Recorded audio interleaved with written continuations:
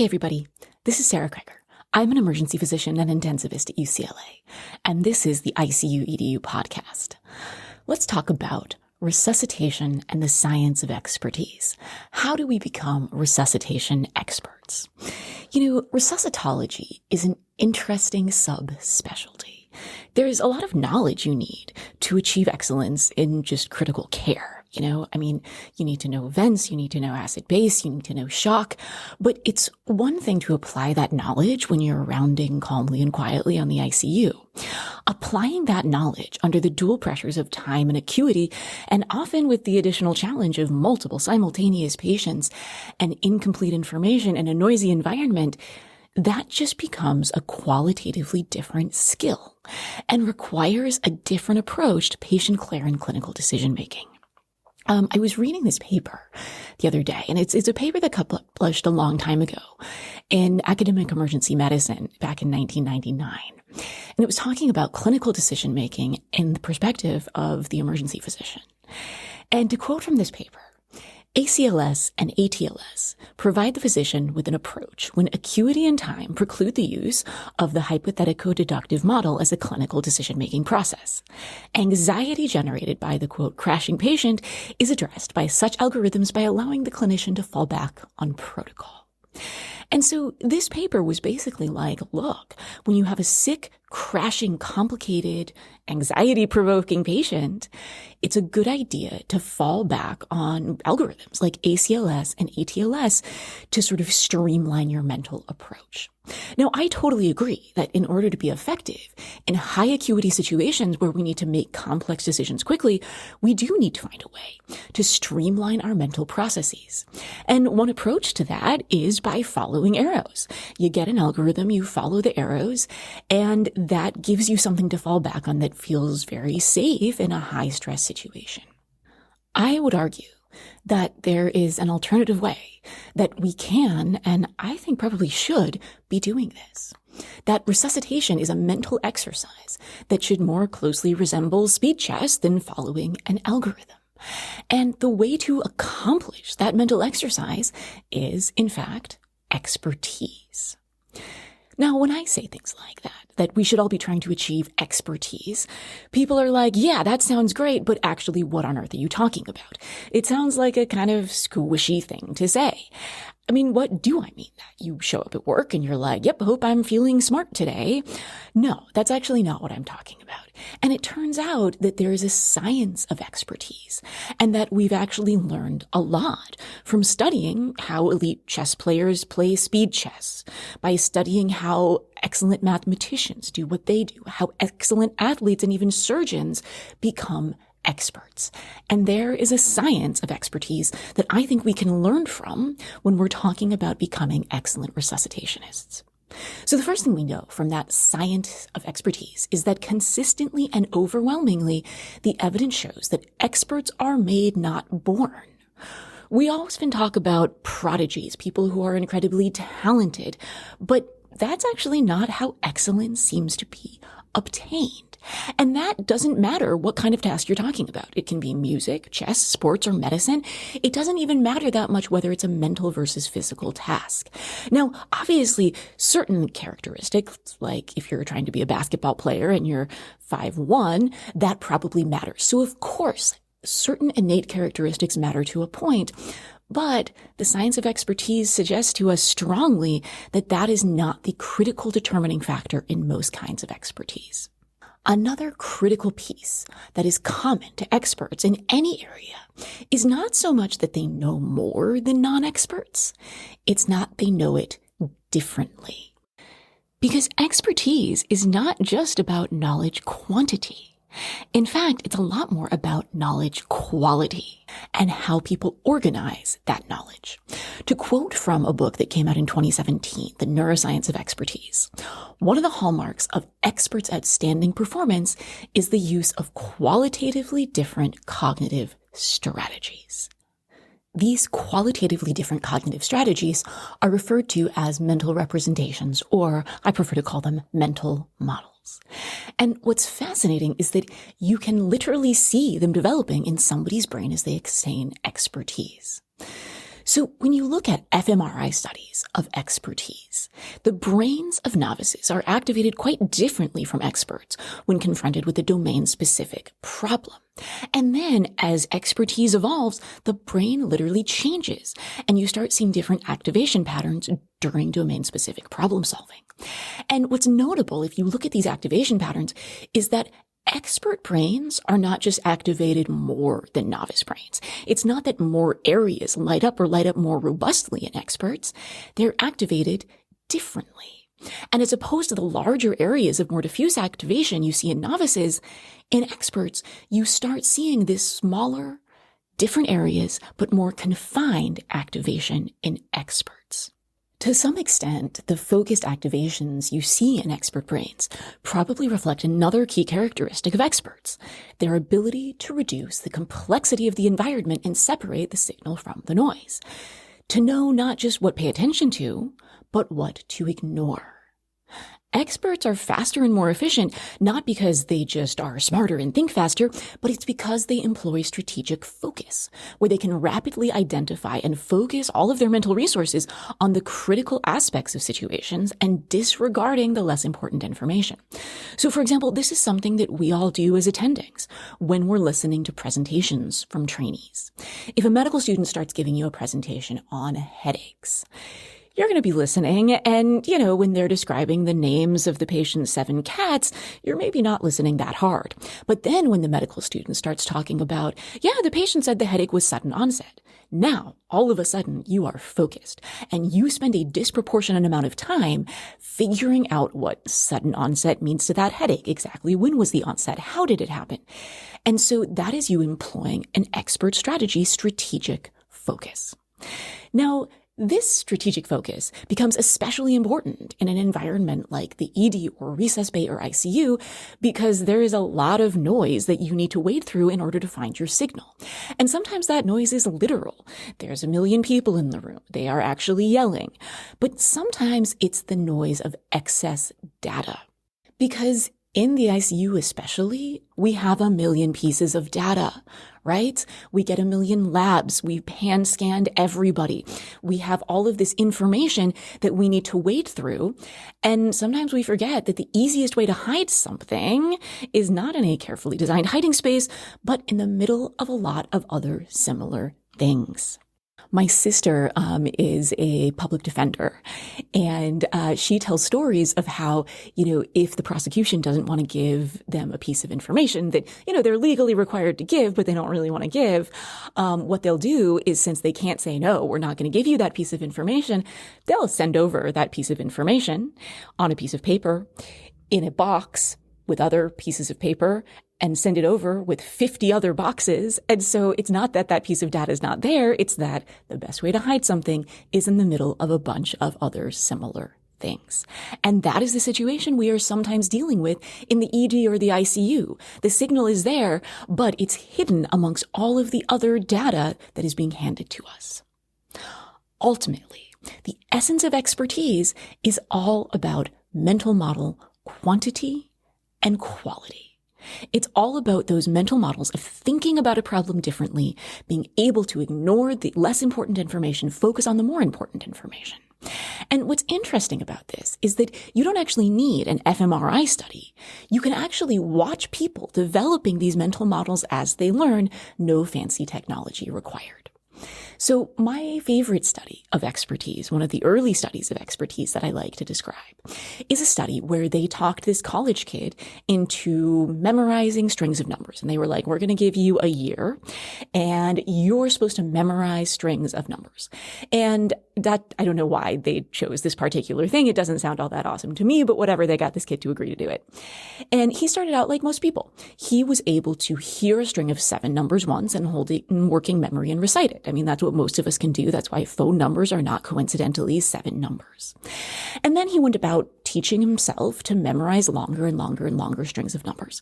And as you would expect, initially this sort of happened incrementally. He went from 7 to 10 to 15 to 20. That's not very interesting. But then, at some point, something very interesting happened. He made a leap. He went from maybe 22 to 50. All of a sudden, made this leap 22 to 50. And then after that, he continued to progress incrementally till eventually he could recite strings of 80 numbers after hearing them once. But that's not the interesting part. The interesting part is the leap. What happened right here when he had that leap from memorizing 20 numbers to all of a sudden going to 50 numbers? Right there, that was acquisition of a new mental model. And we can see this. We've all observed this, if we think about it, in ourselves and in our trainees, that it feels like you're not getting anywhere and you're kind of treading water and you're barely progressing. And then one day you're like, oh, wait a minute, they just improved very significantly. I didn't see that coming, but look, what did they just do? That leap was them acquiring a new mental model. But what about teaching expertise? That is an interesting question. Do we need everybody to show up and just hope they'll develop these mental models whenever they develop them or not, as the case may be? That's when the study of expertise got really interesting. So, if you go back to the guy who memorized all the numbers, he can now recite 80 numbers after hearing them once. And then they were like, okay, we want you to teach the next guy how to do it. And when the first guy who already had this skill went and taught somebody else to do it, that leap, that quantum learning leap came sooner. It came faster. And so what I think we should really be doing as teachers, the way to think about it is we are trying to transmit our expert mental models. That's really our goal here if we're trying to create experts. The problem is that's often not the way that we teach people in medicine. For example, the way that I was taught acid-base, it felt like doing a lot of math to pass a test, and there were 17 steps and there were inexplicable graphs. That's not really how we should teach acid-base. That is not a mental model. What is a mental model of acid-base? My mental model of acid-base is saying acid-base status is an aggregate of multiple ongoing processes, and those processes can be depicted on a vector diagram. That is what I think of as a mental model of acid-base, rather than asking somebody to follow 17 steps for no reason that they're aware of. And so when we talk about teaching expertise, what is required of us is not for us to try and teach people something the way that was taught to us. I mean, that's often what our temptation is. That if somebody's like, okay, teach me acid-base, we teach it to them in the way that we were taught it, not in the way we actually do it. What we actually need to do instead is think about, how do I actually do this? How do I apply my expertise at the bedside and then deconstruct and back calculate it and then explain it to our trainees? Because what we should be trying to do when teaching medicine, I think, is not be training people to become a walking medical Wikipedia. You know, reciting the ACLS card from memory is not qualitatively different than reading it aloud off the card. And expertise, again, is not about having a huge body of knowledge and memorize a million things. Expertise is less defined by what you know and more defined by how you organize your thinking. It's like if you have a pile of clothes sitting in your closet. Good luck when you're getting up in the morning trying to access those clothes and find the favorite shirt, favorite socks, hat, and scarf to get out the door quickly that you need. But if you then buy one of those really fancy closet organization systems, the pile of clothes is organized in a really intelligent, thoughtful way. All of a sudden, you have access to using those clothes functionally in a way that you didn't before. And so expertise less about what you know and more about how you organize that knowledge. So, for example, the H's and T's.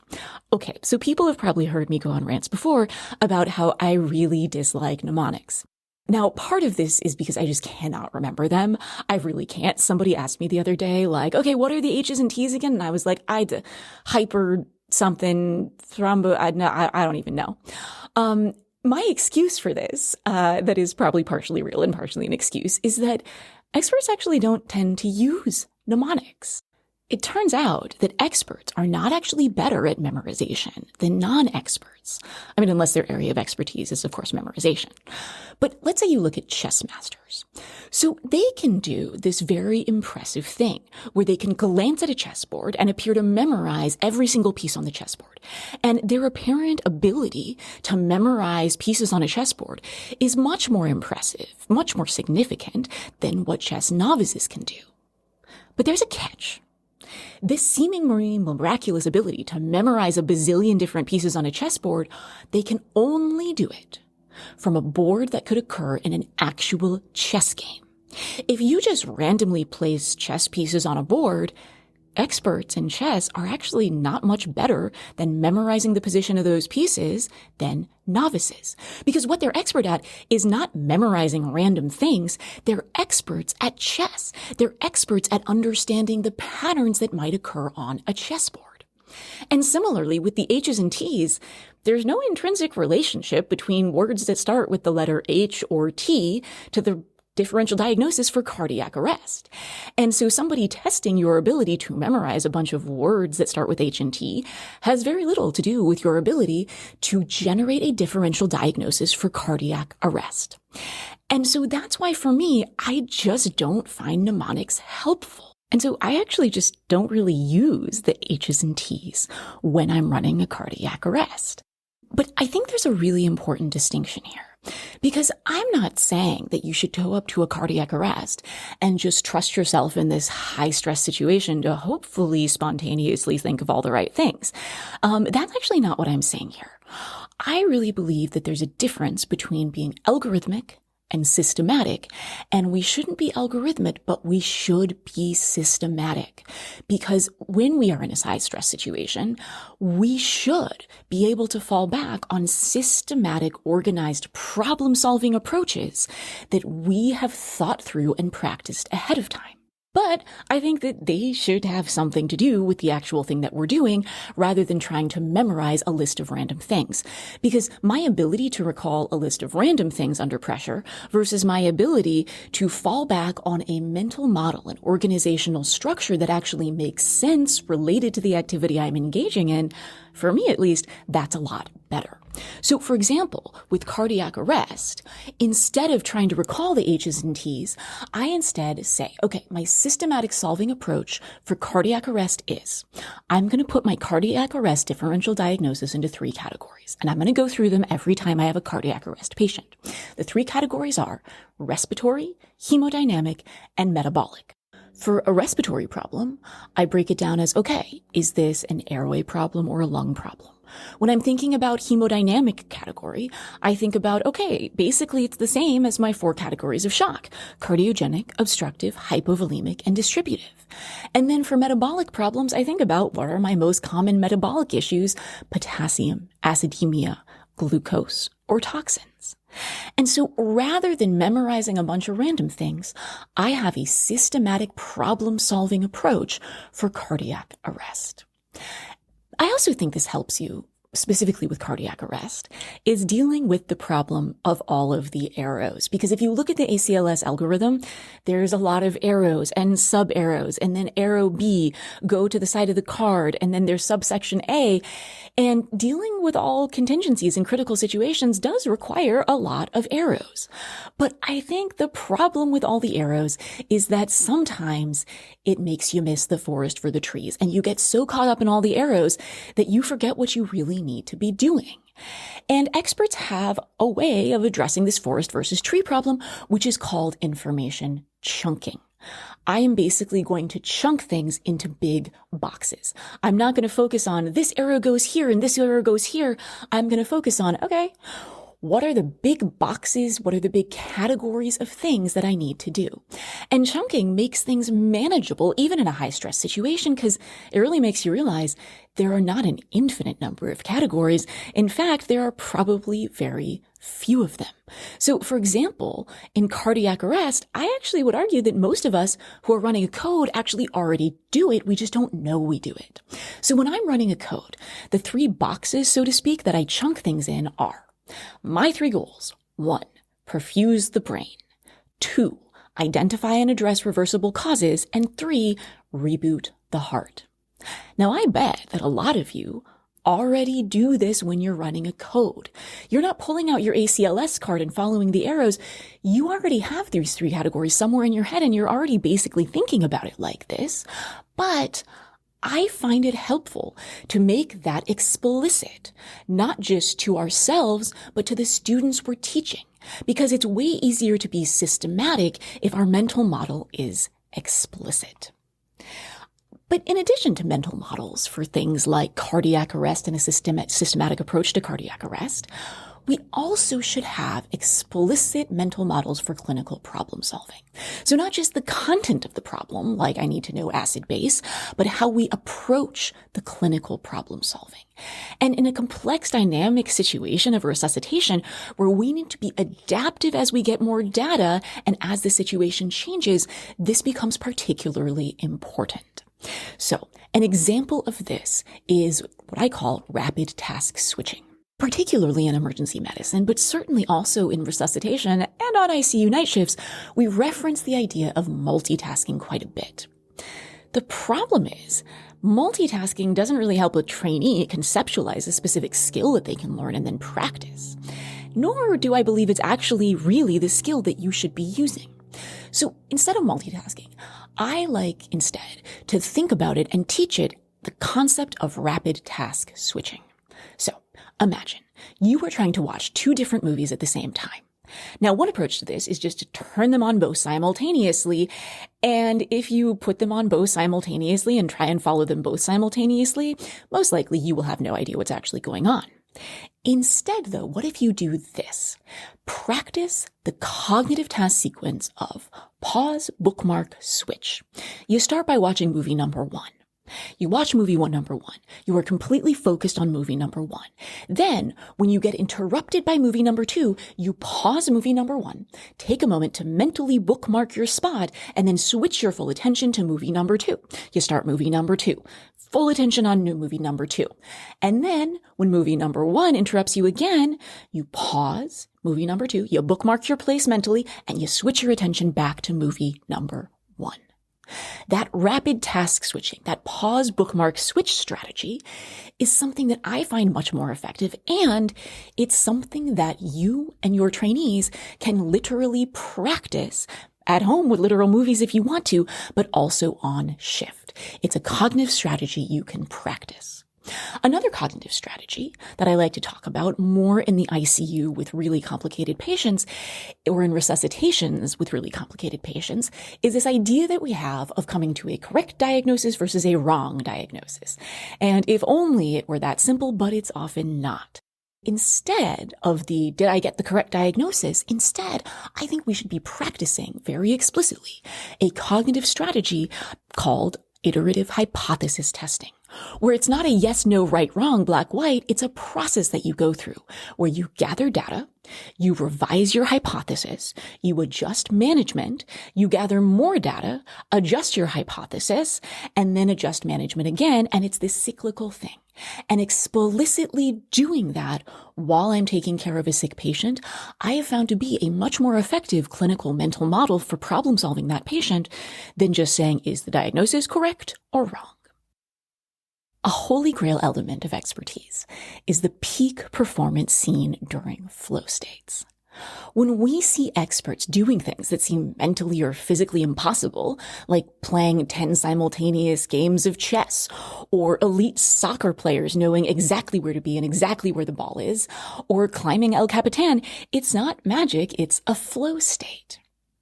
This is when expertise culminates in this state of optimal performance, where you see this beautifully smooth and accurate task execution associated with subjective experience of just this complete absorption in the task to the point of lack of awareness of time passing and lack of awareness of even of yourself.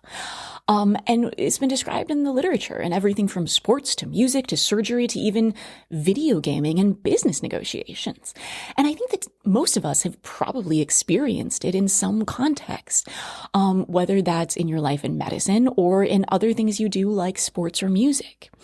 But it turns out, unsurprisingly, that flow states become especially important in fields that involve critical tasks under time pressure. and fortunately are actually more likely to occur during these critical tasks. Sports, for example, especially the high consequence ones such as climbing. And this is particularly interesting because another characteristic of flow states, neurobiologically and subjectively, are the relatively low levels of stress experienced in the moment, even when objectively it's a very high stress moment. Now, a key determinant of the ability to experience a flow state is the match between the person's skills and the task challenges. And flow states are most easily accessed when the skills and the challenges are both high and sort of balance each other. Now, interestingly, this concept sort of dovetails with studies of leadership, some of them have been done in the military, that find that team stress levels are lowest when the team leader perceives the task as a challenge that they want to take on instead of a threat, and then makes the assessment that there is a good match of needs and resources to meet that challenge. Now, in medicine, I think that carries over, that if you view whatever task comes into you, if it's a sick code coming in, and as they're wheeling in that cardiac arrest patient or that trauma patient, are you nervous because you see this task being presented with you as a threat to your knowledge, as a threat to you not being able to save the patient, as a threat to you looking bad in front of your team? Or do you welcome it, bring it on as a challenge that you have the resources to meet? And when we talk about resources in medicine, yeah, we could talk about, do you have access to an ECMO team? But I don't really think that's what it's about. I think most of the time, the most important resource that we're talking about is you. Your mental abilities, your expertise, your ability to do procedures, your mental models. And this is why we need to work to attain resuscitation expertise. Now, on our journey to attaining it, it's not totally straightforward. We would like to think that it's one of those practice makes perfect things, right? Like you heard that during music lessons all throughout when you were a kid. The idea of the 10,000 hour rule, where if you just do something over and over and over again, you'll eventually get really good at it. And again, if it were only that simple. Turns out it's not. Most people, what they do is they practice in a relatively inefficient way, and then they eventually get to a state of acceptable performance, and then they sort of peter off. But it turns out there's a way to practice better. And I like to think about it as slow is smooth and smooth is fast. So I used to be a musician before I went into medicine. And when you're practicing a really difficult passage from a really difficult piece that goes really fast, what you don't do is practice it messily as fast as possible. What you instead do is practice it very, very slowly and perfectly over and over and over again. And you get it just right every time until it slowly becomes fast. But you can do that for mental processes as well. Don't just kind of throw off a bunch of orders when you see a chest pain patient or see a septic patient and be like 30 cc's per kilo, I'm done. Practice thinking about this patient the right way. Practice thinking over and over again, making sure that your thought patterns are correct. Do it slowly. Take the time you have protected as a trainee to do this slowly, and then you're going to perfect those thought patterns. You're going to perfect your mental models of pathophysiology, and eventually it becomes very fast, but not because you're trying to practice it fast, but because you're trying to practice it slowly and smoothly. The name for the way that we probably should be practicing is not the do it many, many times, but the deliberate practice approach. So deliberate practice is a particular way of learning a skill and increasing your expertise in an area. So deliberate practice involves 3 different aspects: goals, focus, and feedback. So the first is goals. You need to set a very specific goal. And getting better at medicine is not really it. So maybe your specific goal is, I need to get better with my wire management skills during invasive lines. Then you need to focus on that skill. So when you're like, okay, I'm going to pick up the wire, you're not just like, I'm going to pick up the wire. You're like, okay, I need to focus on one. When I pick up that wire, I'm making sure there's not gel or blood on my hands first so that it's not slippery. 2, I'm going to place my thumb exactly right here, and that's the best place for me to roll the wire smoothly. 3, I'm going to have the J oriented just like this, and so forth and so on. So you're not just like, I'm going to focus on my wire skills. You're going to be like, okay, I'm breaking it down into the key components that I'm going to use to focus on my wire skills. And then feedback. You have to be open to critical feedback from yourself and everybody else. Feedback is not an opportunity for you to feel bad or look bad. That is not what this is about. It is the only way to get better and get better quickly. And so feedback from an expert who already knows how to do the task, and you have to be open to taking that feedback. Because feedback like, you did a great job, makes you feel good, but is not particularly helpful. Be asking them specifically for, I'm working on my wirement manage skills.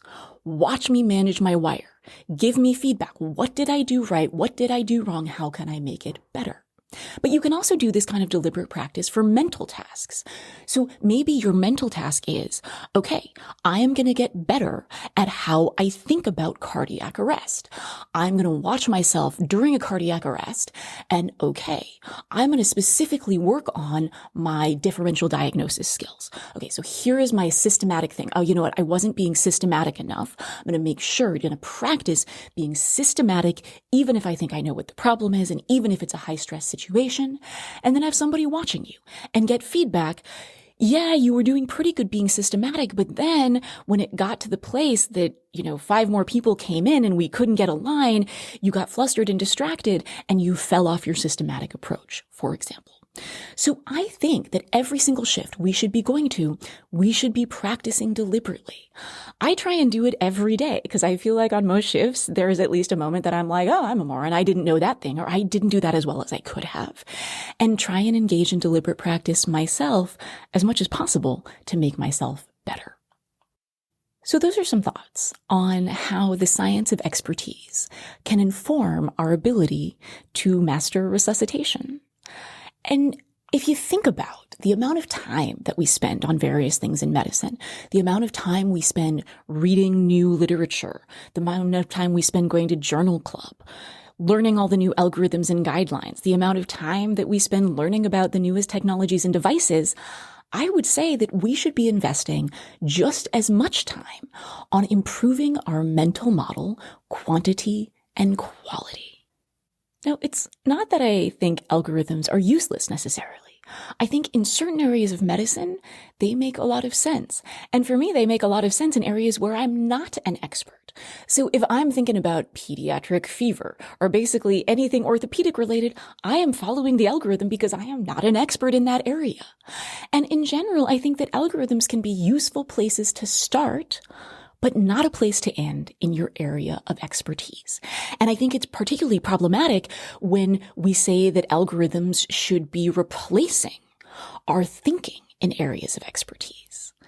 At the end of the day, I think that one of the most important reasons that we should be trying to become experts and teaching ourselves to think about medicine in the right way is that, as we learned with COVID, we're not going to have algorithms, guidelines, papers for everything. You can't prophylactically make a guideline or an algorithm for a condition you don't know exists yet. And not to mention that, by definition, we won't have evidence on said new condition when it happens. And with COVID, what it really took was being expert in how to think and how to solve problems in medicine, knowing enough about respiratory physiology and ventilators that you could work through these problems in real time before we had enough information to give us an algorithm at all. So I would say expertise in resuscitation, in critical care, in emergency medicine is something we should actively be cultivating in ourselves. And we should also be cultivating in our trainees. Thanks so much for listening.